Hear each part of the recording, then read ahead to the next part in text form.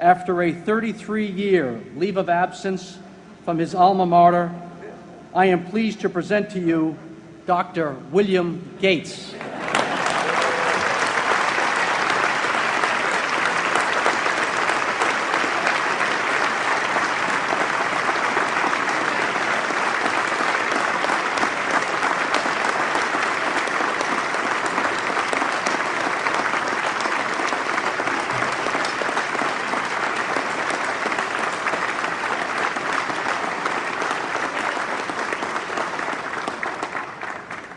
Thank you.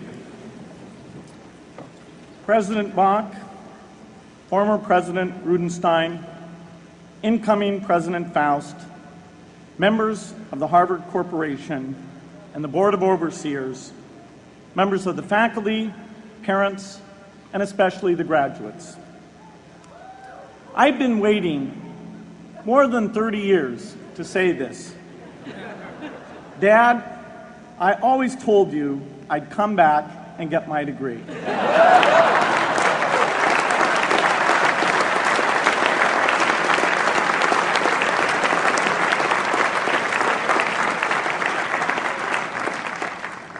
I want to thank Harvard for this honor. I'll be changing my job next year, and it will be nice to finally have a college degree on my resume.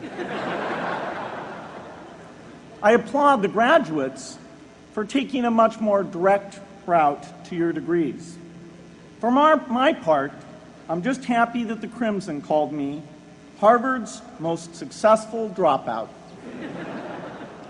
I guess that makes me valedictorian of my own special class. I did the best of everyone who failed. But I also want to be recognized as the guy who got Steve Ballmer to drop out of business school.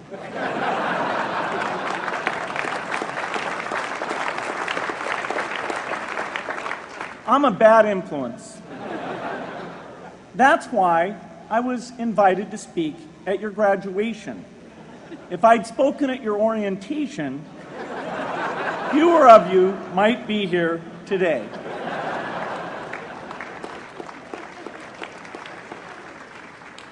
Harvard was a phenomenal experience for me. Academic life was fascinating.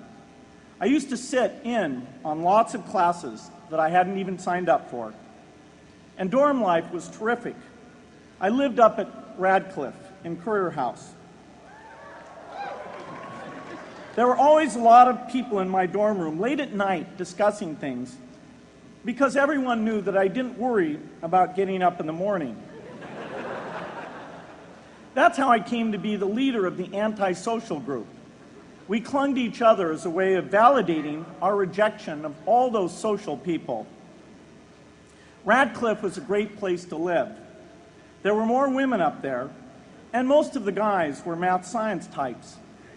The combination offered me the best odds, if you know what I mean. That's where I learned the sad lesson that improving your odds doesn't guarantee success. One of my biggest memories of Harvard came in January 1975 when I made a call from Currier House to a company in Albuquerque, New Mexico that had begun making the world's first personal computer. I offered to sell them software. I worried they would realize I was just a student in a dorm and hang up on me. Instead, they said, "We're not quite ready. Come see us in a month," which was a good thing because we hadn't written the software yet. From that moment, I worked day and night on the extra credit project that marked the end of my college education and the beginning of a remarkable journey with Microsoft. What I remember above all about Harvard was being in the midst of so much energy and intelligence. It could be exhilarating, intimidating, sometimes even discouraging, but always challenging.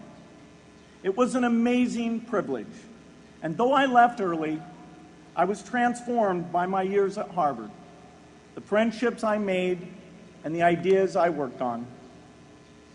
But taking a serious look back, I do have one big regret. I left Harvard with no real awareness of the awful inequities in the world, the appalling disparities of health and wealth and opportunity that condemn millions of people to lives of despair. I learned a lot here at Harvard about new ideas in economics and politics. I got great exposure to the advances being made in the sciences. But humanity's greatest advances are not in its discoveries, but in how those discoveries are applied to reduce inequity.